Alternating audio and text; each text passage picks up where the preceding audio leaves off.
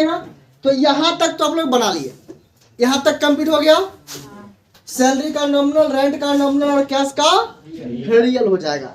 यहाँ तक आपके सामने जो 5 क्वेश्चन रखा गया था, आपने सही 5 क्वेश्चन को बड़ी मेहनत करके बना लिया। अब क्या करना है आपको कि ये जिस प्रकार से यहाँ बिजनेस सिखाया गया है आपको, ये तो हम क्वेश्चन आपको दिए थे। अब क्या करना है कि आपको अपने मन से एक बिजनेस, मान लीजिए कि हम स्टार्ट कर रहे हैं और उस बिजनेस में आप क्या क्या एक्टिविटी, तो आपको अपने मन से क्या करना है, बिजनेस को स्टार्ट करना है। जैसे मान लीजिए कि आप कोई बिजनेस स्टार्ट किए, 5 लाख रुपए लगाए, इसके बाद आपको क्या एक्टिविटी करना है, वो आपको सोचना है कि बैंक में पैसा जमा कर देना है, सामान किसी व्यक्ति से उधार में या नकद में खरीद कर ले आना है, उसको नकद में सेल कर देना है, किसी को डिस्काउंट देना है, किसी से डिस्काउंट लेना है, आपको रेंट कितना पेड करना है, किसी को सैलरी कितना देना है, कमीशन कितना देना है, ब्रेकफास्ट के लिए आपको पेड करना है। तो इस तरह से आपको अपने मन से आप कॉपी पे क्वेश्चन को लिख करके, और आप अपने अपने मन से सब क्वेश्चन लिखेंगे तो सबका डिफरेंट क्वेश्चन रहेगा। उस क्वेश्चन को बना करके, फाइंड अकाउंट करके, क्लासिफिकेशन करके, और आपको लाना है। उस क्वेश्चन को हम कल चेक करेंगे। ये आपके लिए कल का होमवर्क रहा, ये आपके लिए कल का होमवर्क रहा। जब आप ये कंप्लीट करके दिखाएंगे, फिर हम चलेंगे सेट द गोल्डन रूल पर आगे बढ़ेंगे, क्योंकि अब तक आप लोग सीख चुके हैं कि बिजनेस में क्या क्या एक्टिविटी होता है।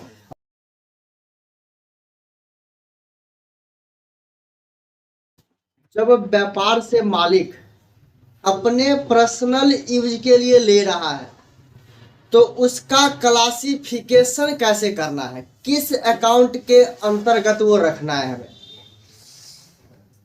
किस अकाउंट के अंतर्गत रखना है। इसके बाद जब आप किसी को बैंक यानी कि चेक से पेड कर रहे हैं, तो उसको किस अकाउंट के अंतर्गत रखना है और कौन से अकाउंट में हमें लिखना है। इसमें ज़्यादातर गलती हुआ देखिए। इसके बाद जब कोई व्यक्ति पेड कर रहा है और डिस्काउंट मिल रहा है, तो उसमें आप लोग क्वेश्चन लिखने में ही गलती किए हैं, क्वेश्चन को छोड़ दिए हैं। तो चलिए आइए देखते हैं, इसी तरह क्वेश्चन को पूरे देखते हैं। ये 5वें टाइप का बिजनेस है, और इस बिजनेस को कैसे स्टार्ट किया गया है देखते हैं। कहता है started business with A capital, पूंजी लगा करके बिजनेस को स्टार्ट किया गया है। तो कोई भी बिजनेस स्टार्ट जब होता है तो वो पूंजी लगाकर ही स्टार्ट होता है, ठीक है। तो आइए देखते हैं 5वें टाइप के बिजनेस को।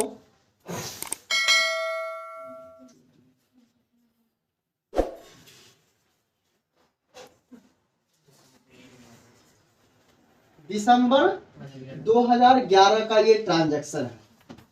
अब ये 1 तारीख में बिजनेस को स्टार्ट किया गया है, started business with A capital.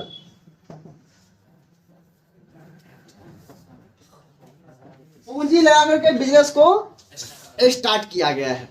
तो जब बिजनेस स्टार्ट होता है तो पूंजी उसमें रहता है, और पूंजी किसी व्यक्ति के द्वारा दिया जाता है, तो वो अकाउंट जो हो जाएगा पर्सनल अकाउंट हो जाएगा। तो इसके लिए हम लोग पहले क्या करेंगे, कैपिटल अकाउंट लिखेंगे, कैपिटल अकाउंट। और दूसरा जो बन जाएगा पूंजी लगाया गया, तो पूंजी यहाँ पर किस रूप में लगाया गया, तो आगे सिर्फ अमाउंट लिखा है, बाकी कुछ लिखा हुआ नहीं है। तो ये हो जाएगा कैश अकाउंट। कैश अकाउंट कर लिए, ये सब तो आप लोग का सबका सही है। चलिए, ये जो अकाउंट जो है कैपिटल, ये एक व्यक्ति के द्वारा दिया गया है, ये व्यक्तिगत खाता हो जाता है। तो ये हो जाएगा पर्सनल अकाउंट, पर्सनल अकाउंट। और ये बन जाएगा कैश, जो है व्यापार का संपत्ति हो गया। अब ये मालिक का संपत्ति नहीं है, अब ये संपत्ति किसका हो गया, व्यापार का। तो ये हो जाएगा capital account, sorry real account. Deposit into bank या पेड इनटू बैंक, ये 5 तारीख के ट्रांजैक्शन में है, पेड इनटू बैंक। आप बैंक में जमा कर रहे हैं, बैंक में भुगतान कर रहे हैं, बैंक को पैसा दे रहे हैं। अब किस काम के लिए दे रहे हैं? हो सकता है आप लोन लिए होंगे, इसके लिए आप बैंक को पेड कर रहे हैं। यहाँ पे क्या लिखा हुआ? Paid into bank. तो आप बैंक में पेड कर रहे हैं, लेकिन किस काम हेतु पेड कर रहे हैं वो यहाँ पे कोई चर्चा नहीं है। हो सकता है आप लोन लिए होंगे, उसके लिए आप बैंक में पेड कर रहे हैं, या अपना पर्सनल जमा कर रहे हैं। तो यहाँ पर पर्सनल हो या ना हो उससे कोई मतलब नहीं है। पेड इनटू बैंक, तो पेड मतलब हो गया भुगतान करना, और भुगतान कैसे कर रहे हैं? तो कैश में कर रहे हैं। तो ये दे किसको रहे? सबसे पहला अकाउंट बनेगा बैंक अकाउंट। और ये दे कैसे रहे हैं? कैश में दे रहे हैं। अब आइए, बैंक हो जाएगा पर्सनल, ये एक कंपनी, एक संगठन हो जाएगा, एक संस्थान हो जाएगा। और व्यापार का संपत्ति दे रहे हैं तो क्या दे रहे हैं? रियल अकाउंट हो जाएगा। थोड़ा सा आगे बढ़ते हैं। परचेज गुड्स फॉर कैश, जब आप नकद में माल खरीदे हैं, ये 9 तारीख का ट्रांजैक्शन है।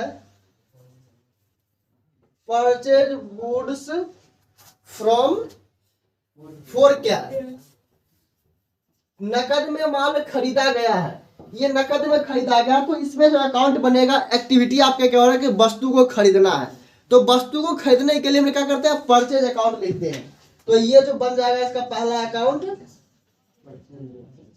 परचेज अकाउंट, और दूसरा बन जाएगा कैश अकाउंट, क्योंकि संपत्ति जो खरीदा गया है वो कैश दे करके खरीदा गया है। अब देखेंगे यहाँ पर परचेज में भी संपत्ति है और कैश में भी संपत्ति है, तो दोनों यहाँ पर क्या होगा? रियल अकाउंट बन जाएगा। दोनों रियल हो सकता है, दोनों पर्सनल हो सकता है।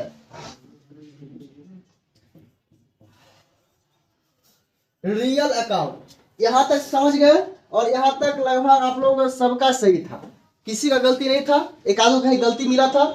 तो यहां तक देख लिए। चलिए थोड़ा सा आगे बढ़ते हैं।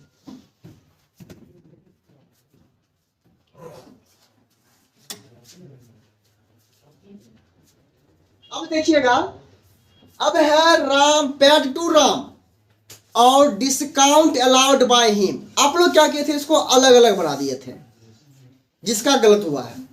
अलग अलग कभी नहीं बनेगा, हमेशा से बताते आ रहे हैं discount less than MRP. MRP पर को होता है वो लेस किया जाता है, ये अलग अलग कभी नहीं बनेगा। आप लोग क्या किए थे? एक बना दिए paid to Ram, Ram account और कैश अकाउंट। फिर यहां पर दिया हुआ है डिस्काउंट अलाउड बाय हिम, उसको भी आप कर दिए डिस्काउंट अकाउंट और कैश अकाउंट। ये नहीं बनेगा कभी नहीं। ये जब भी बनेगा तो एक साथ बनेगा, जिससे भी आप पैसा रिसीव कर रहे हैं, जिसको भी आप पेड कर रहे हैं, उसको पेड करने बस जो इनवॉइस है उस इनवॉइस को लेस करके आप फाइनल अमाउंट बनाते हैं।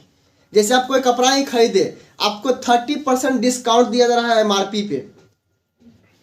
1000 रुपये का कोई प्रोडक्ट है, उसमें 30% डिस्काउंट हो गया, तो 300 रुपये आपको डिस्काउंट मिल गया, और आपको ओनली नेट पे करना है 700 रुपये। वहां पे 1000 रुपये पेड नहीं होगा, वहां इनवॉइस भी बनेगा, एमआरपी दिखाया जाएगा 1000, डिस्काउंट दिखाया जाएगा 30%, 300 रुपये डिस्काउंट में आ जाएगा, और 700 रुपये जो होगा वो नेट पे यानी कि पे बैलेंस के रूप में आएगा।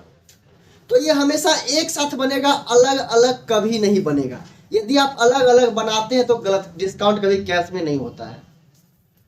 तो आइए देखते हैं, ये 11 तारीख का ट्रांजैक्शन है। 11 तारीख का कह रहा है paid to Ram, paid to Ram. अब देखिए डिस्काउंट अलाउड बाय हिम। अब यहां देखिएगा, या तो कॉमा देकर आप यहीं से लिख सकते हैं, या नहीं तो आप नीचे भी लिख सकते हैं, कोई दिक्कत यहां पर नहीं होगा। देखिए डिस्काउंट यहां भी लिख सकते हैं और यहां भी लिख सकते हैं, तो हम क्या करते हैं यहीं लिख लेते हैं, डिस्काउंट अलाउड बाय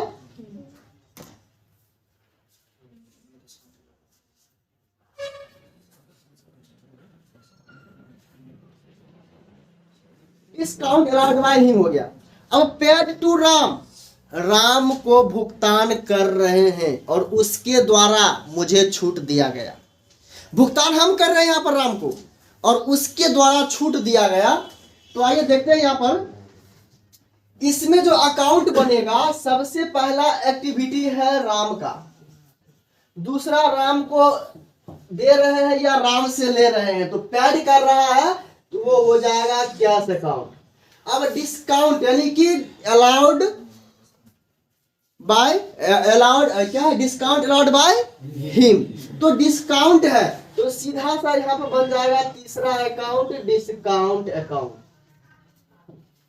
अब ये राम हो जाएगा पर्सनल, कैश हो जाएगा रियल और डिस्काउंट हो जाएगा नॉमिनल। जैसे स्वाति वाला हम बनाए थे सेम वैसे ही बनेगा एक ही साथ। स्वाति वाला में क्या था कि डिस्काउंट हम दे रहे थे, वो चूना लगा रही थी, राम को हम चूना लगा रहे हैं। यहाँ पर डिस्काउंट उससे हम ले रहे हैं, बराबर हो गया। तो चलिए, तो राम अकाउंट हो जाएगा पर्सनल, कैश हो जाएगा रियल और डिस्काउंट क्या होगा नॉमिनल। ये तीनों अकाउंट एक साथ कैसे लिखाया, इस चीज को समझने में किन्हीं को कंफ्यूजन? अब तो गलती नहीं होगा, नहीं होना चाहिए, उम्मीद रखें। चलिए, अब ये हो जाएगा पर्सनल और ये हो जाएगा रियल और ये हो जाएगा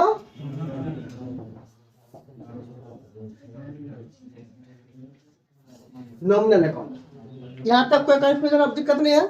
चलिए आगे बढ़ते थोड़ा सा। अब देखिएगा आगे इस क्वेश्चन में भी कहीं कहीं आप लोग गलती किए हैं। Sold goods to Hari for cash, इससे पहले एक और क्वेश्चन है कैश सेल।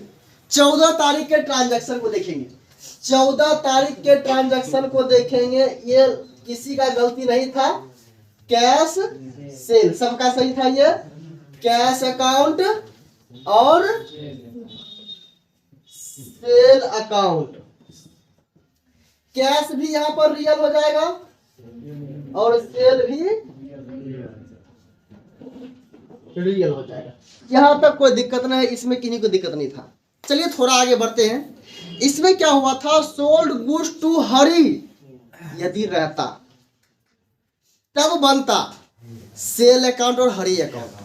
शर्त लग गया फॉर कैश में, तो फॉर कैश तो नाम से कोई मतलब नहीं है, पहचान के लिए रेफरेंस में लिख सकते हैं, लेकिन उसके नाम से कोई मतलब नहीं है। तो आइए यहां पर जो अकाउंट बनेगा ये भी बनेगा पहले की तरह ही। ये ट्रांजैक्शन है 18 तारीख को,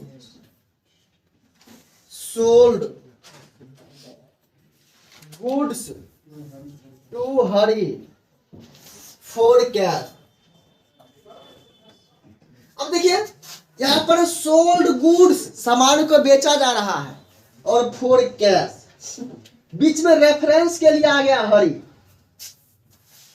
बीच में रेफरेंस में है जो सामान पाने वाला है हो गया हरी, तो हमको उसको पाने वाला से कोई मतलब नहीं, पैसा तो हमको दे रहा है ना। अब जो पैसा नहीं दे रहा है उसके नाम पर तो लिखेंगे, पूछेंगे भाई आप सब आपका नाम क्या है, नाम बताइए, तो क्यों, तो उधार आप सामान ले रहे कैसे दे देंगे उधार, आपको नाम बताइए, आपके नाम पर लिखते हैं, एड्रेस बताइए, फोन नंबर बताइए, ठीक है, सब कुछ बताइए ताकि आपसे हम तगादा कर सके हैं और कलेक्शन कर सके।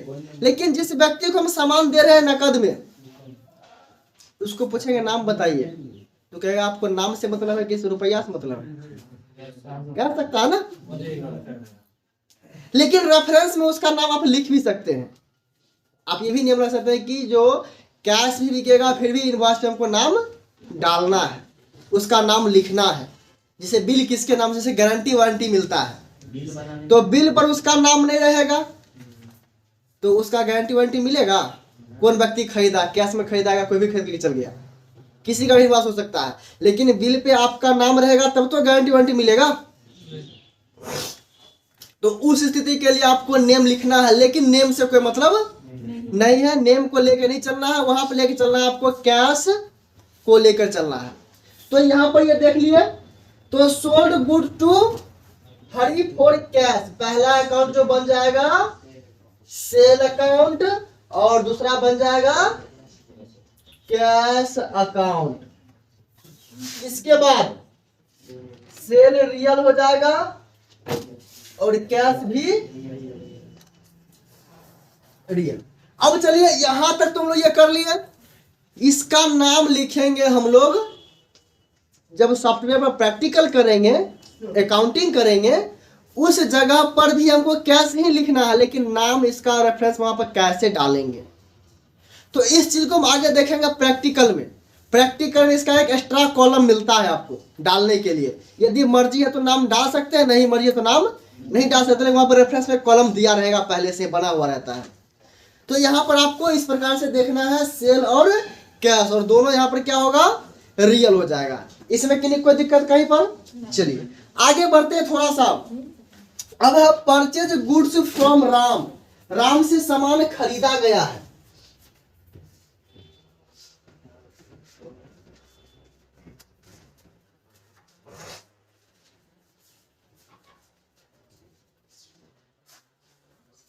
परचेज गुड्स फ्रॉम राम है। अब राम से सामान यहाँ पर खरीदा गया है, तो ध्यान दीजिएगा परचेज गुड्स फ्रॉम राम, तो ये ट्रांजैक्शन जो हो रहा है 22 तारीख में हो रहा है।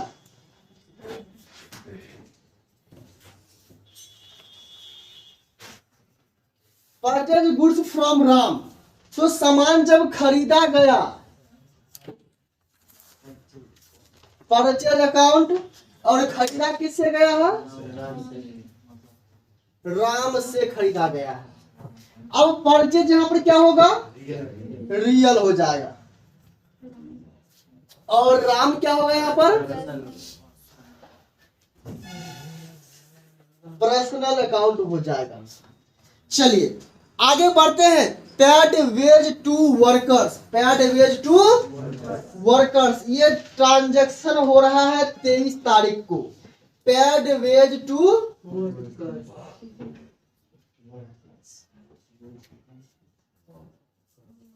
अब देखिए इसमें भी गलती की है आप लोग।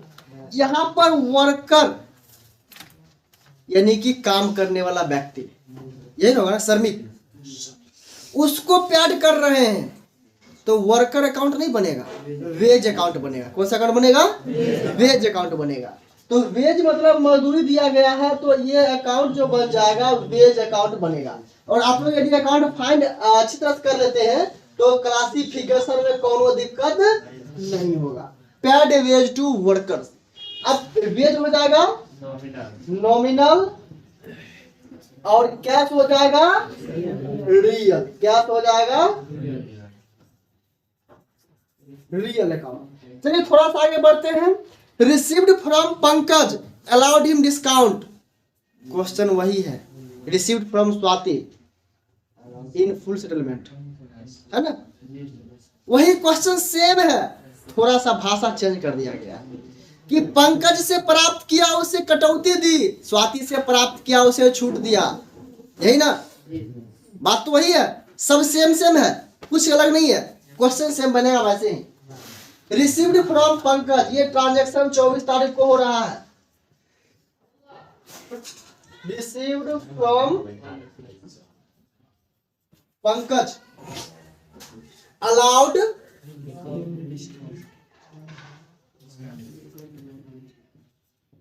Discount, allowed him discount. तो देखिएगा अब यहां पर क्या करना है, कुछ नहीं करना है, सिर्फ लिख देना है पंकज अकाउंट कैश अकाउंट। आप लोग क्वेश्चन लिखने में पूरा गलती किए थे, पूरा क्वेश्चन कहीं कहीं लिख रहे थे, इसलिए गलती किया गया है। कैश अकाउंट और डिस्काउंट अकाउंट। अब क्या इसका क्लासिफिकेशन आप नहीं कर सकते हैं? कैसे कीजिएगा? पंकज क्या होगा यहाँ पर पर्सनल अकाउंट, और ये क्या होगा रियल अकाउंट, और डिस्काउंट क्या होगा नॉमिनल अकाउंट। चलिए जी यहां तक तो कंप्लीट है। अब ड्यू फ्रॉम बैंक, यहां तक कोई दिक्कत आप लोगों को समझने में किसी तरह से नहीं ना?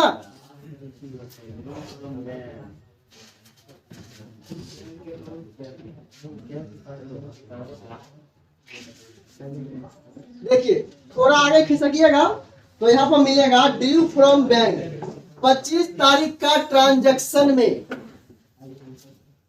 ड्यू फ्रॉम बैंक है, फोर नहीं, ड्यू फॉर बैंक, बैंक के लिए आहरण नहीं कर रहा है, बैंक से आहरण कर रहे हैं। ठीक है, तो आइए ध्यान देते हैं यहाँ पर। ये जो क्वेश्चन बनेगा आपका, सबसे पहला बैंक अकाउंट, बैंक से क्या निकाल रहे हैं? बैंक से ब्लड भी निकलता है, ब्लड बैंक से। ठीक है, तो यहाँ पर कौन से बैंक से आप ला रहे हैं? गैस वाला बैंक से ला रहे हैं, तो बैंक हो जाएगा पर्सनल अकाउंट और क्या हो जाएगा? Real account. अब देखिएगा, अब थोड़ा सा आगे और बढ़ते हैं तो यहाँ पर आप लोग मैक्सिमम गलत किए हैं। गलत क्या किए हैं? Paid to Ram by cheque, paid to Ram. यदि पेड टू राम क्वेश्चन रहे सिर्फ, तो राम अकाउंट और कैश अकाउंट होगा। यदि पेड टू राम सिर्फ रहे तो यहाँ पर क्या होगा? तो आइए देखते हैं। ये ट्रांजैक्शन है 26 तारीख का, paid to Ram by cheque, cheque के माध्यम से भुगतान किया जा रहा है। यदि पेड टू राम का क्वेश्चन बनाते हैं, राम को भुगतान किया गया, तो आप यहाँ पर जो क्वेश्चन बनाएंगे वो बनेगा राम अकाउंट और बन जाएगा यहाँ पर कैश अकाउंट। सिर्फ यहाँ तक ले रहे हैं तो कैश अकाउंट बनता है, सिर्फ यहाँ तक, पेड टू राम तक, तब ये सही होगा। यदि साथ में ये भी इंक्लूड कर दिए, यहाँ तक ले रहे हैं, तब ये इस स्थिति में ये गलत हो जाएगा। क्योंकि चेक जो दीजिएगा तो चेक में पैसा रहता है, कहाँ पैसा रहता है? बैंक में रहता है ना। तो इस स्थिति में क्या होगा? यहाँ पर बैंक अकाउंट होगा। ये चेक लेकर कहाँ जाएगा? बैंक में जाएगा ना। तो पैसा इसको कौन देगा? आप दीजिएगा पैसा? आप नहीं दीजिएगा पैसा, आप इसको चेक दे रहे हैं और चेक में पैसा तो रहता नहीं है। अब चेक में जो पैसा घुसा हुआ है उसको निकालने के लिए ये बैंक में जाएगा ना। तो बैंक में जब जाएगा तो राम अकाउंट और बैंक अकाउंट। अब यहाँ पर राम क्या होगा? पर्सनल होगा, और बैंक भी क्या हो जाएगा? पर्सनल। दोनों ही यहाँ पर पर्सनल हो जाएगा। यहाँ तक तो कोई दिक्कत नहीं ना। आगे बढ़े, चलिए।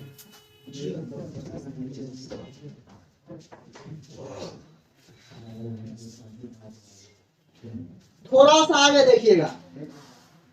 ड्यू फॉर पर्सनल यूज, लगभग 98% गलत था। ड्यू फॉर पर्सनल यूज 28 तारीख के ट्रांजैक्शन में ड्यू फॉर पर्सनल यूज, व्यक्तिगत खर्च के लिए आहरण किया। अब आप ये देखे थे कि जब मालिक के व्यापार में पूंजी लगाया तो वहां पर कैपिटल लिखते थे। अब यहाँ पर क्या है कि व्यापारी यानी कि व्यापार से मालिक अपने पर्सनल यूज के लिए निकाल रहा है, और व्यापार से पर्सनल यूज के लिए वही निकाल सकता है जो उसको पूंजी दिया है। कोई भी स्टाफ अपने पर्सनल यूज के लिए नहीं निकाल सकता है। यदि वो निकालता है तो उसके सैलरी से पैसा काट लेंगे। यदि वो निकालता है तो उसके सैलरी से पैसा काट लेंगे, कर लेंगे ना। यदि हमारे किसी दुकान में किसी कंपनी में काम कर रहे हैं और जो सामान वहां बन रहा है उस सामान को आपको भी आवश्यकता है और पैसा नहीं है, क्या करते हैं आप? उसी दुकान से वो सामान ले लेते हैं, बदले आपके जब सैलरी पेमेंट होता है उसमें पैसा को काट लिया जाता है। तो मालिक का सैलरी भी पैसा काट लेंगे, मालिक को सैलरी मिलता है इसमें? नहीं मिलता है। मालिक क्या किया? पूंजी लगाया। मालिक क्या किया? पूंजी लगाया। तो वो पर्सनल यूज के लिए जब निकाल रहा है तो उसके पूंजी में से काट लेंगे। उसको जो पूंजी दिया है ना, उस पूंजी में से काट लेंगे। तो कैपिटल किसका है? मालिक का है। और मालिक का अकाउंट पर्सनल अकाउंट हो गया। और जब मालिक ले रहा है वापस तो भी उसका पर्सनल अकाउंट बनेगा ना। ये व्यापार का कोई खर्चा नहीं है। ये व्यापार अपने लिए खर्च नहीं कर रहा है, मालिक ले रहा है। और मालिक लेकर के पर्सनल यूज में अब कोई किस चीज में खर्चा कर रहा है उससे हमको कोई मतलब नहीं। वो पूंजी दिया तो हम लिए, फिर वो वापस ले रहा है तो उसके पूंजी में से उतना काट लेंगे। उसके पूंजी, जैसे आपको 5 लाख पूंजी दिया और 20,000 रुपये आपसे ले रहा है तो वो पूंजी में से माइनस कर देना है। उसको क्या करना है? पूंजी में से माइनस कर देना है। ये नहीं कि उसको जब सैलरी मिलेगा या प्रॉफिट जब मिलेगा तब उसको माइनस करेंगे। अब क्या पता उसका बिजनेस लॉस में ही चल जाए, क्या पता कि उसका बिजनेस लॉस में ही चल जाए, तो माइनस कहाँ से करेंगे उसको? इसलिए उसको पूंजी में से ही माइनस कर देना है। तो वो पूंजी जब व्यक्ति दिया तो पर्सनल हुआ और जब ले रहा है तब भी वो पर्सनल होगा, यहाँ पर नॉमिनल नहीं आएगा। तो देखिए, तो ये हो जाएगा ड्राविंग्स अकाउंट। ड्रीव अकाउंट नहीं बनता है, ड्राविंग्स अकाउंट बनता है। और ये क्या ले रहा है? कैश ले रहा है ना, कैश ले रहा है। तो आइए ये ड्राविंग्स हो जाएगा पर्सनल, नॉमिनल नहीं। जो नॉमिनल लिखे होंगे वो सही कर लेंगे काट करके। और ये हो जाएगा रियल अकाउंट। ये हो गया संपत्ति का अकाउंट। यहाँ तक समझने में कोई दिक्कत नहीं ना? थोड़ा आगे बढ़े। चलिए, जब यहाँ तक आप काम कर लिए तो आपके यहाँ जो स्टाफ काम कर रहा था और जिसका रूम रेंट पर रखे उसके पेड तो करना पड़ेगा ना। तो आइए चलते पेड करते हैं। Paid salary and rent 10,000 and 1,000 respectively, क्रमशः जो है सो भुगतान किया गया है। अब क्रमशः मतलब जो नाम पहले लिखा गया तो पहला अमाउंट उसके लिए, जो नाम बाद में लिखा गया तो उसका अमाउंट बाद वाला होता है। तो आइए देखते हैं। ये ट्रांजैक्शन जो है 31 तारीख को है। Paid rent, paid salary and rent है। सैलरी, यहाँ पर नेम ध्यान से लिखिएगा, जो नाम पहले रहेगा उसका अमाउंट पहले में डालना है। Paid salary and rent, paid salary and rent 10,000 and 1,000 respectively,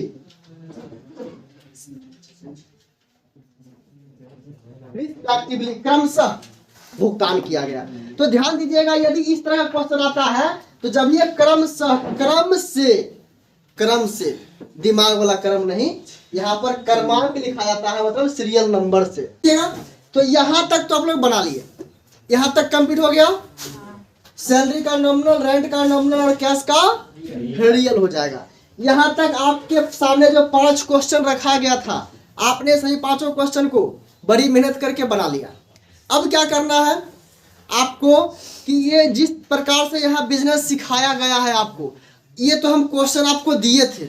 अब क्या करना है कि आपको अपने मन से एक बिजनेस, मान लीजिए कि हम स्टार्ट कर रहे हैं और उस बिजनेस में आप क्या क्या एक्टिविटी, तो आपको अपने मन से क्या करना है, बिजनेस को स्टार्ट करना है। जैसे मान लीजिए कि आप कोई बिजनेस स्टार्ट किए, 5 लाख रुपए लगाए, इसके बाद आपको क्या एक्टिविटी करना है, वो आपको सोचना है कि बैंक में पैसा जमा कर देना है, सामान किसी व्यक्ति से उधार में या नकद में खरीद कर ले आना है, उसको नकद में सेल कर देना है, किसी को डिस्काउंट देना है, किसी से डिस्काउंट लेना है, आपको रेंट कितना पेड करना है, किसी को सैलरी कितना देना है, कमीशन कितना देना है, ब्रेकफास्ट के लिए आपको पेड करना है। तो इस तरह से आपको अपने मन से आप कॉपी पे क्वेश्चन को लिख करके, और आप अपने अपने मन से सब क्वेश्चन लिखेंगे तो सबका डिफरेंट क्वेश्चन रहेगा।